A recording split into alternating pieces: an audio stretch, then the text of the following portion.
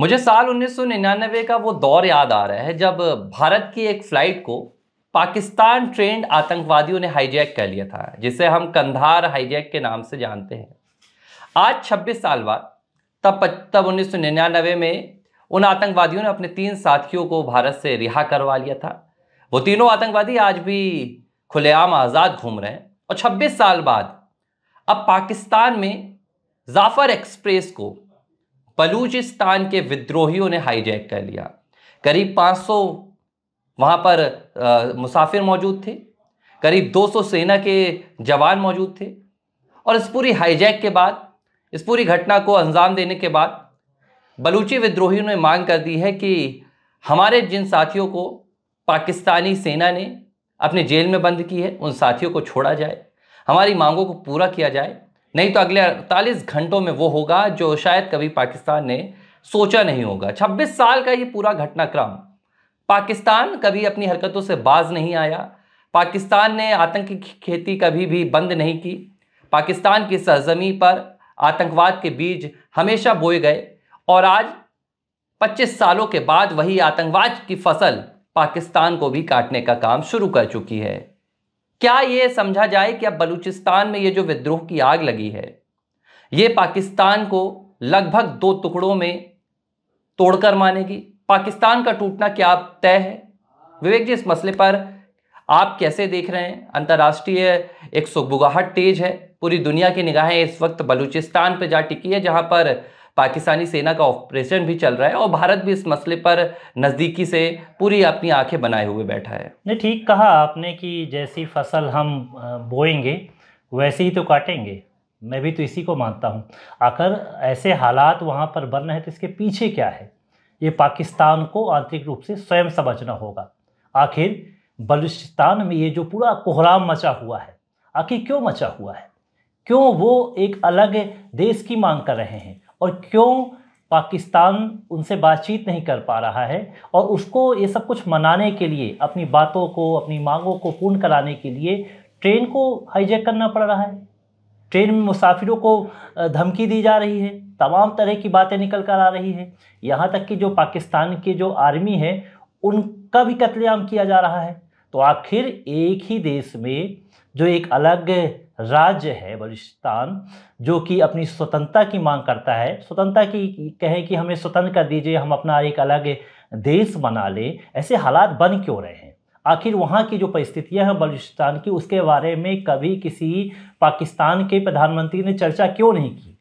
क्यों उनसे एक बातचीत नहीं की? और क्यों ऐसा हो रहा है? तो असंतुष्ट जो भाव है, जो असंतुष्टि का भाव होता है वहाँ पर, जो एक विद्रोहियों की, जिसको अलगाववाद भी कहा जाता है, कि अलगाववाद मतलब हम अपने देश में जहाँ रहते हैं वहाँ से एक अलग ही परिदृश्य में एक अलग राष्ट्र बनाने की बात करने लगते हैं, तो ये अलगाववाद है। और अलगाववादियों की जो फौज जो बलूचिस्तान में इकट्ठा हो चुकी है, एक आर्मी का रूप जो ले ली है, जो कि पूरी तरह से सक्षम हो रहे हैं, और वहाँ की जो नीतियाँ हैं वो अलग, अपनी तरह से अलग बनाते हैं, अपने उनके अलग नियम हैं। वो कभी ये तय ही नहीं कर पाए कि हम पाकिस्तान के अंदर रह रहे हैं। शुरुआती दौर पर, भारत के आज़ाद होने के बाद और पाकिस्तान बनने के बाद ही ये पूरी कहानियाँ चल रही हैं, और ये कहानी यहाँ पर रुकने वाली नहीं है।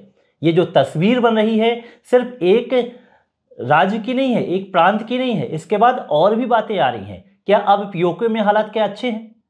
नहीं है ना। वहाँ पर भी यही बात आ रही है। वहाँ के भी लोग करते हैं कि हम आर्थिक रूप से पूरी तरह से संपन्न नहीं हैं, हमें शोषित किया जा रहा है। तो एक अलग जो राष्ट्र है की मांग जो हो रही है, सिर्फ बलूचिस्तान में नहीं हो रही, अलग जगह भी हो रही है। वो भी चाहते हैं कि हम पाकिस्तान के अंदर रहते हुए भी एक अलग ही राष्ट्र बना लें, जहाँ पर शांति हो, हम प्रगतिवाद की ओर बढ़ें। हालांकि पाकिस्तान में रहते हुए प्रगतिवाद की कल्पना नहीं की जा सकती।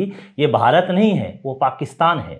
तो पाकिस्तान के हालात बहुत ही विकट हैं, और जहाँ पर एक लोकतंत्र ही न बसता हो, मैं तो मानता हूँ लोकतंत्र वहाँ पर है ही नहीं। किसी वक्त आर्मी सरकारों को तख्ता पलट कर देती है और स्वयं वहाँ के किंग बन जाती है। तो जहाँ पर सेना की ही चलती हो, तो वहाँ पर लोकतंत्र की क्या बात करें? तो फिर अलग राज्यों में अगर विद्रोह हो रहा है तो वो तो होता ही रहेगा। तो अब ये टुकड़ों में, पाकिस्तान तो टुकड़ों में पहले ही पहली जो तैयारी थी, जो तस्वीर थी, वो तो निकल ही आ रही थी। और लेकिन जब अब मौजूदा हालातों में ऐसे हिंसावादी जो कदम उठाने जाने लगे, मरने और मारने के लिए जो तैयार बैठे हुए हैं, जो सामने दिख रही तस्वीर, तो आप ये मान लीजिए कि ये जो विद्रोह है जो लंबे अरसे से चला आ रहा है, अब इसका परिणाम आने वाला है। और पाकिस्तान की जो सत्ता है इन तमाम चीज़ों से बेखबर है और कहती है कि हम सैन्य आक्रमण करेंगे, हम हवाई आक्रमण करेंगे, लेकिन कैसे करेंगे, क्या होगा, क्या इतने सक्षम हैं, और क्या दूसरे जो देश हैं पाकिस्तान के इस कदम का समर्थन करेंगे? ये तमाम बातें हैं जिस पे हमें गौर करना होगा। विवेक जी, ये पाकिस्तान की पहली बार ऐसी कोशिश नहीं है। भारत में पाकिस्तान ने कई दफ़े नाकामयाब कोशिश की है, भारत में सेंध लगाने की कोशिश की है। आज पाकिस्तान का वो भूभाग, अगर मैं बलूचिस्तान की बात करूं तो पाकिस्तान के क्षेत्रफल का 44% जो हिस्सा है वो बलूचिस्तान में है।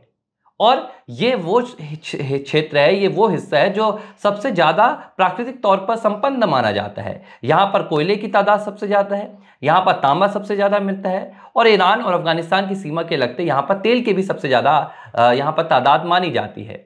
44% एक क्षेत्र है, और इस क्षेत्र की अगर मैं क्षेत्रफल की बात करूं 44%, लेकिन संसद में इस क्षेत्र का प्रतिनिधित्व देखा जाए तो सिर्फ 6% है। क्षेत्रफल की दृष्टि से यह पाकिस्तान का सबसे बड़ा राज्य है, लेकिन आर्थिक दृष्टिकोण से देखा जाए तो यह सबसे कमजोर प्रांत भी है। यहां पर कभी विकास नहीं हो पाया, यहां पर कभी भी पाकिस्तान की सरकारों ने, पाकिस्तान की सेना ने शांति बहाल करने की कोशिश नहीं की, और 1947 के बाद से ही यह लगातार यहां पर विद्रोह की जो आग है वो सुलगती रही है। अब जब 44% आपका क्षेत्र विद्रोह की आग में, तो फिर पाकिस्तान के पास बचा कितना? 46%। तभी मेरा सवाल निकल कर आ रहा है, ये विद्रोह की आग अब जब अपनी तपिश पाने लगी है, ये कोई आम बात नहीं है कि 500 मुसाफिरों से भरी ट्रेन को BLA ने, यानी कि बलूच लिबरेशन आर्मी ने हाईजैक कर लिया, कैद कर लिया, ये मांगे की जा रही हैं। पाकिस्तान का टूटना लगभग तय माना जा रहा है। नहीं तो निर्णय नहीं ले पा रहे ना तो यहाँ पर सेना निर्णय ले पा रही है, ना यहाँ की सरकार निर्णय ले पा रही है। जब निर्णय हम नहीं ले पाएंगे, और इंटरेस्ट आप देखिए कि इनको अपने देश के अंदर जो कुछ हो रहा है उस पर चर्चा करने की बजाय ये हमारे भारत में नज़र मारते हैं। हमारी भारत की थोड़ी सी भी अगर सुखबुहाट हो जाती है तो चर्चा करने लगते हैं। अपने घर को न देखकर दूसरों के घर पर नज़र दौड़ाना, दूसरों के घर पे किस तरह से आतंकवाद को बढ़ाया जाए, किस तरह से आतंकवाद के जो इनके मायने हैं, आतंकवाद को इन लोग बढ़ाते हैं, उसके बाद हमारे भारत देश में आते हैं इनके आतंकवादी और कई घटनाओं को अंजाम दे चुके हैं। इनका ध्यान तो यहाँ पर है। अब आप कह रहे हैं कि विकास कैसे होगा? अरे भाई, विकास कैसे होगा? ये तो आतंकवादी संगठनों को बढ़ाने के लिए कैसे बढ़ाया जाए और कैसे भारत पे हमला किया जाए, इस पे पैसा खर्च करते हैं। तो जो भौतिक ज़रूरत हैं, जो स्टेटस हैं, वहाँ स्टेट हैं, वहाँ पर जब ध्यान ही नहीं देंगे विकास करने के लिए, तो भुखमरी की कगार पे है। तो कहीं वो कभी कहा, आप लोग अखबार में नहीं पढ़ते कि यहाँ तो आटे की कमी है, आटा नहीं मिल पा रहा है पाकिस्तान में। एक चीज़ और यहाँ पर देखने लायक है कि कभी भी पाकिस्तानी जो सेना हो या पाकिस्तान की सरकार हो, ये मसला आज का नहीं है, ये 1947 से चला आ रहा है। बलूचिस्तान ने कभी भी पाकिस्तान को अपना देश नहीं माना। बलूचिस्तान ने हमेशा से अपनी स्वतंत्रता की मांग की थी, और मोहम्मद अली जिन्ना ने अपनी ताकत का इस्तेमाल कर, जिस तरह से उन्होंने 1947 में वो रेडियो में खबर निकल कर सामने आई, ऑल इंडिया रेडियो में बताया गया कि बलूचिस्तान, ये भी कहा जाता था कि जब एक स्वतंत्र रियासत थी, और बलूचिस्तान उन 565 रियासतों में से एक था जिनका आज़ादी के बाद गठन होना था। सभी को एक न्योता दिया गया था, या तो आप पाकिस्तान में आ जाइए या आप भारत में आ जाइए। बलूचिस्तान ने उस वक्त भारत में शामिल होने की मंशा जाहिर की थी, लेकिन एक अफवाह फैलाई गई, एक रेडियो पर खबर निकलकर सामने आई जिसका भारत ने खंडन भी किया था, जिसमें यह कह दिया गया कि भारत ने बलूचिस्तान को अपनी मतलब भारतीय राज्य में शामिल करने से इनकार कर दिया है। और इसके बाद मोहम्मद जिन्ना ने ताकत का इस्तेमाल किया और उन्होंने बलूचिस्तान को पाकिस्तान में मिला लिया, और ये आग तब से ही शुरू हो गई। इसके बाद जब 1971 में बांग्लादेश अलग हुआ, तब भी बलूच का जो मुद्दा था, यहाँ जो विद्रोह था, उसकी आग भड़की। और वो दौर था जब मजीद ब्रदर्स की बात निकल कर आई, जब मजीद भाइयों की बात निकल कर आई, और जुल्फिकार भुट्टो के वक्त ये पूरा विद्रोह आया था। उन्होंने बलूचिस्तान की अवामी जो सेना थी, अवामी सरकार थी, उसे उन्होंने खारिज कर दिया था, और इसके बाद विद्रोह की आग तेज हुई थी। और उसी मजीद ब्रदर की कहानी से ये मजीद ब्रिगेड बनी, फिदायीन मजीद ब्रिगेड, जिसका ये एक शाखा है जिसकी हम बात करें BLA, बलूच लिबरेशन आर्मी। और ये एक ऐसी आर्मी है, ये एक ऐसी विद्रोही सेना है जो फिदायीन है, ये आत्मघाती हमले करती है। और इस वक्त जो कहानी बनी है, इन्हें अपनी ज़िंदगी की कोई परवाह नहीं होती है। पाकिस्तान ने अमूमन ये किया है, पाकिस्तान में जो आतंकवादी पनपे हैं वो फिदायीन हमले करते आए हैं, लेकिन आज पूरा पाकिस्तान इन फिदायीन हमलों की गिरफ्त में है। 500 मुसाफिरों से भरी हुई ट्रेन जिसमें सेना के 200 से ज़्यादा जवान हैं, आज फिदायीन हमलों की कहीं ना कहीं गिरफ्त में आ गया है। और जो 48 घंटे का अल्टीमेटम दिया गया है कि आप हमारी मांगे मान लीजिए, पाकिस्तान का रुख अभी भी बहुत ज़्यादा यहाँ पर साफ निकल कर नहीं आ रहा है। पाकिस्तान ने लंबे दशकों तक यही किया, अंतर्राष्ट्रीय स्तरों पर पाकिस्तान इस विद्रोह को दबाता रहा। पाकिस्तान ने कभी भी ये जगजाहिर नहीं होने दिया कि पाक के भीतर जो पाकिस्तान का सबसे बड़ा प्रांत है वो विद्रोह की आग में लिपट रहा है। और आज जो कहानी यहाँ पर निकल कर आ रही है वो अब पाकिस्तान उससे भी मजबूर है। पाकिस्तान ये समझ रहा है कि अब उसकी स्थिति कमज़ोर हो रही है। नहीं, लेकिन बोलने वाले कहाँ हैं, बोलते कहाँ हैं? ये तो हम सैन्य हमला कर देंगे, ऐसा कर लेंगे, वैसा कर लेंगे। इनको नागरिकों की चिंता कहाँ है वहाँ पर? ये तो ईमान बैठे हैं कि हम नागरिकों के कल्याण की बात ही नहीं करेंगे। वो तो अपने अहंकार में जी रहे हैं लोग कि हम BLA से बातचीत नहीं करेंगे, BLA से बस हमला कर लेंगे। अब आप बताइए, मोहन जी क्या इतने ताकतवर हैं कि अपनी आंतरिक रूप से जो स्थितियां बनी हुई हैं उसको सुधार लें? नहीं सुधार पा रहे हैं। आप बताइए कि उस सुरंगों के बीच से कहते हैं कि वो ट्रेन निकलती है, वहाँ पर आपकी आर्मी पूरी बैठी हुई थी, आर्मी साथ में चल रही थी, उसके बाद भी BLA ने हमला बोला, उसको कैद में कर लिया, तमाम नागरिकों को, मुसाफिरों को कैद कर लिया गया। उसके बाद अपनी आप बातें कर रहे हैं। तो अब आप कहाँ हैं? आपके पास सेना कहाँ है? आप ताकतवर की एक स्टेट में एक छोटी सी आर्मी जो बनाई है, क्या इतने संसाधन संपन्न हो चुकी है कि आपको एक देश को चुनौती देने लगी है? एक स्टेट की ताकत देश को चुनौती देने लगी है? तो इन हालातों पे जब चर्चा नहीं कर रहे हैं तो भैया आप अपना मुंह बंद कर लीजिए। आप अपने देश में जो विपरीत हाल है तो उनको सुधार कर आपके नागरिक ही जो हैं सुरक्षित नहीं है, तो आप कैसे भरोसा जताएंगे कि वो पाकिस्तान के अंतर्गत आ जाएं और स्वतंत्रता की मांग ना करें, जब वहाँ के जो नागरिक रह रहे हैं उनको ही आप सुरक्षित नहीं कर पा रहे हैं, वहाँ से नागरिक निकल पा रहे हैं उनको आप सुरक्षित नहीं कर पा रहे हैं, तो आप देश के हालात क्या पैदा कर पा रहे हैं? और आप किसी दूसरे देश से मदद भी या नहीं मांग सकते। क्या मदद मांगेंगे आप? मदद मांगने के पहले आपको सोचना पड़ेगा कि आप क्या करते हैं। क्या आप दूसरे राष्ट्रों पर हमला नहीं कर चुके हैं? मैं किसी राष्ट्र की बात इसलिए नहीं कर रहा हूं कि नाम लेना कोई जरूरत नहीं है, सब जग जाहिर है कि कहां पर इन्होंने हमले किए हैं, छुपाई नहीं जाएगी। हकीकत यही है कि पाकिस्तान ने कभी भी बलूचिस्तान की मांगों को समझने की कोशिश नहीं की। देखिए, बलूचिस्तान की अगर आप मांगों को देखेंगे तो ये विद्रोह किस लिए हो रहा है, बलूचिस्तान के हमेशा से आरोप रहे हैं और ये हकीकत भी है। पाकिस्तान ने बलूचिस्तान का शोषण किया है। हमारे देश के प्रधानमंत्री नरेंद्र मोदी ने भी जब स्वतंत्रता दिवस के मौके पर बलूचिस्तान के लोगों के संघर्ष की बात की थी, तो बलूचिस्तान में जो विद्रोही हैं उन्होंने इस बात के लिए प्रधानमंत्री नरेंद्र मोदी का हृदय से धन्यवाद भी किया था। आप वहाँ के संसाधनों का दुरुपयोग कर रहे हैं, आप उसका इस्तेमाल कर रहे हैं। चीन के वहाँ पर प्रोजेक्ट चल रहे हैं, क्या कर रहे हैं?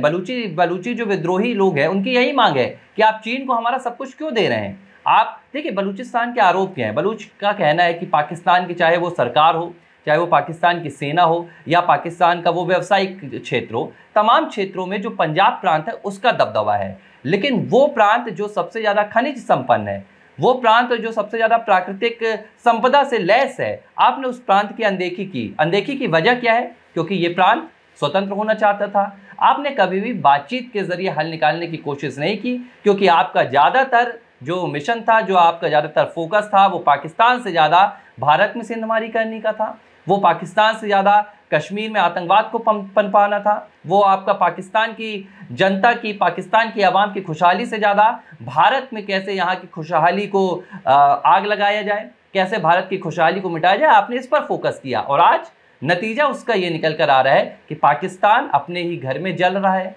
पाकिस्तान अपने ही घर में विद्रोह का सामना करना पड़ रहा है। और जिस लिहाज से बलूचिस्तान का ये विद्रोह निकल कर सामने आ रहा है, देखिए ये संघर्ष अभी थमने नहीं वाला है। मैं तो एक बात ये सोचता हूँ कि मैं राजतंत्र की जितनी परिभाषा समझता हूँ, जितने भी स्टेट होते हैं उनको प्रगतिशील बनाने के लिए वहाँ की सरकारें प्रयास करती हैं। उसमें जो सेंट्रल गवर्नमेंट होती है वो पूरी तरह से प्रयास करती है, वहाँ के व्यक्तियों को संपन्न बनाती है जिससे कि वो स्टेट आत्मनिर्भर बन सके। तो बलूचिस्तान ने अगर ये मांग की कि हम आत्मनिर्भर बनना चाहते हैं, हम बेहतर करना चाहते हैं, लेकिन आपके वहाँ के जो संसाधन स्टेट के आप उनका उपयोग नहीं करने दे रहे हो, आप उनको दबा के रहे हो, तो वो तो विद्रोह की आग लगनी ही थी। तो यही हालत तो बलूचिस्तान में हो रहा है और यही कहानी आगे भी बनेगी। सिर्फ ये शुरुआत है कि अब यहाँ पर ट्रेन को पकड़ा गया है, ट्रेन को कैद कर लिया गया है, आगे और भी तस्वीर आएगी। पीओके में भी यही हालात बनने वाले हैं। ये हालात सुधरने वाले नहीं हैं, पाकिस्तान सुधरने वाला नहीं है। पाकिस्तान जब तक प्रगति की बात नहीं करेगा, जब तक ये अपने जो नागरिकों पर जहर करता है, जो आतंकवादियों को पनपाता है, उसके बाद हमला करवाता है, इन हालातों से अगर वो